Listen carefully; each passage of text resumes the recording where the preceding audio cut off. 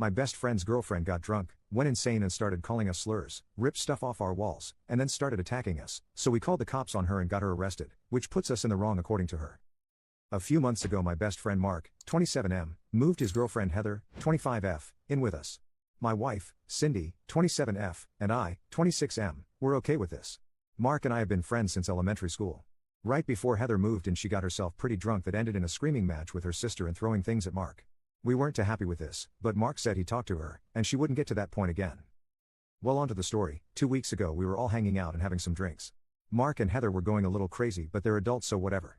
Well, Cindy and I decided we were going start on dinner since Heather was pretty unintelligible and it was like 9 p.m. Mark started also working on dinner, so I hung out in the living room while Cindy went to our room.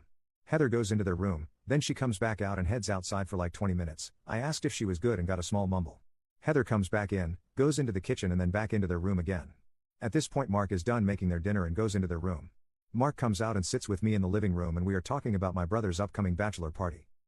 We then hear banging coming from their room. Mark went to go check on Heather but she had blocked the door. He convinced her to open it and he went in. Heather starts screaming and yelling, continuing to slam things around. After about 10 minutes of hearing Heather yelling and Mark trying to calm her down, I went in and told Heather she needed to calm down. She starts yelling some really weird and extremely racist things that I won't put here. Heather is half Hispanic, half African American BTW. She starts getting louder and tearing things off the walls. I told her she needed to go outside to calm down. She refused and started picking up their bed and slamming it down. I told her if she didn't stop we would call the cops so she could go calm down somewhere else and wasn't tearing things up. She just got louder and slammed the bed even more. I told Cindy to call the cops and tell them we needed Heather gone for the night. 2 cops show up and ask the 3 of us to step outside while they try and talk to Heather, who just continues yelling. Then it gets a little quiet and I can see through our screen door I see Heather try punching one of the cops. 5 minutes later, 7 more cops show up. They all run inside and we can hear Heather screaming and yelling still. 10 minutes later they bring her outside in one of those cop bodysuit things they use when someone is struggling and won't stop. They put her in one of the cars and are standing talking to each other. We can hear them saying that she got combative, threw stuff which hit a cop and tried hitting one of them. They cart her off and tell us themselves she is being arrested and ask if we want to press charges. Since she didn't do anything to us we said no. The cops left and we cleaned up the mess in the living room and then hung out with Mark to make sure he was okay. Update. Heather was released the next day with a preliminary hearing set for last Thursday. We obviously spent so much time talking about what had happened. Mark said he was going to break up with Heather and spent that whole first week saying that. Then last week he said he isn't going to break up with her.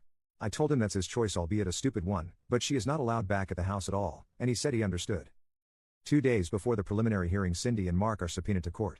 Sadly, I wasn't, so this part is secondhand from Cindy. Cindy told me that because it's a felony the judge is passing the case on to district court for magistrate. I guess the DA went up to Cindy and Mark and said they could offer Heather a plea deal where she would basically be on probation with mandated therapy and mandated AA. Now whether the district judge accepts that is anyone's guess. I talked with Mark that night after I got off work and he said they had a long talk after that and are staying together but won't be attached at the hip. Mark also said Heather doesn't remember anything after we stopped hanging out. He has spent every day since then with her, but that's his thing, so I don't really care. Cindy and I were out of town this past weekend and we noticed on our doorbell camera that her car was magically gone at the same time Mark's was gone. I confronted him and he insisted she never went inside, and our doorbell doesn't show she went in. Cindy and I talked and were ready to kick him out too. We had another talk last night and he is moving out because they are finding a place together. We also told Mark we wanted an apology even if Heather didn't think she deserved it. Heather has been telling Mark that she was trying to leave and go to her brother's. She walked outside the one time and came back in with nobody trying to stop her. She also said that I started a confrontation with her and that's why she went off the rails. I called BS because why would we try to stop her from leaving unless it was in a car, and we also asked how she knows this if she was supposedly so blackout that she doesn't remember anything. Mark claims he doesn't remember anything until after the cops left. Which is not true because we talked about what happened multiple times over the days after this occurred. He's just being an idiot and we won't be dealing with it anymore. Either way, both are moving out. Heather isn't allowed back except to get her stuff, and we will have an officer there when she is there.